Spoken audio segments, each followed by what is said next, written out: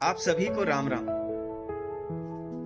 आज वास्तु के एक और टॉपिक पर हम बात करते हैं। मैं आपको बताना चाहता हूं कि वास्तु में जो नक्शा बनवाते हैं, टू द स्केल मैप जो आपके प्रेमाइस का बनवाया जाता है, उसका क्या महत्व है। देखिए, सरल शब्दों में अगर मैं आपको समझाऊं तो आप एक डॉक्टर के पास जाते हैं, उनको अपनी बीमारी के बारे में बताते हैं, परेशानी के बारे में बताते हैं और वो तुरंत दवाई लिखकर आपको दे देते हैं, जाइए। एक दूसरे डॉक्टर के पास आप जाते हैं जो आपको उस परेशानी की दवा तो देते हैं, साथ ही आपको कहते हैं कि ये कुछ फला टेस्ट हैं, ये आप अगली बार करवा के लेकर आना। और अगली बार जब आप उन डॉक्टर साहब के पास पहुंचते हैं सारी रिपोर्ट्स लेकर, तो वो आपको और भी अच्छी तरह से स्वस्थ करते हैं। अब आप मुझे ये बताइए कि आप किन डॉक्टर साहब को प्रेफरेंस देंगे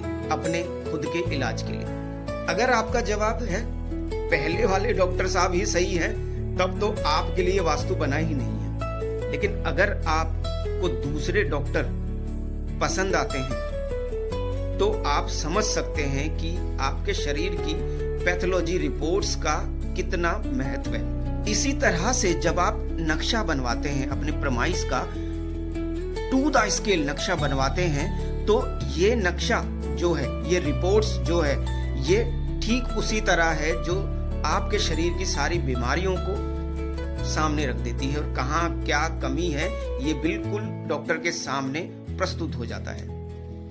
तो उससे होता क्या है, आपका इलाज करना उन डॉक्टर साहब के लिए बड़ा सरल हो जाता है, क्योंकि अब उनको आपकी परेशानी की जड़ का पता चल गया है और किस दिशा पर क्या करना है इसका निर्णय वो बड़ी सरलता के साथ ले पाते हैं। मैंने कुछ वास्तुविदों को ये तक करते देखा है कि वो प्रेमाइस में आते हैं, अपना फोन से कंपास निकालते हैं और तड़ा बताना शुरू कर देते हैं। देखिए, ये बिल्कुल भी ठीक नहीं है और ये शास्त्रोक्त भी बिल्कुल नहीं है। जब तक आपके पास उस प्रेमाइस का नक्शा नहीं है, आप वहां का वास्तु कर ही नहीं सकते, आपको करना ही नहीं चाहिए। वास्तु केवल 4 दिशाओं पर और अन्य 4 विदिशाओं पर ही आधारित नहीं है। इसके अलावा भी, इसके इतर भी अन्य दिशाएं और होती हैं जो परफेक्ट वास्तु का एग्जामिन करने के लिए सहायक बनती है। तो कभी भी आप अपने घर का वास्तु करवाएं तो सबसे पहले टू द स्केल मैप आपके प्रेमाइस का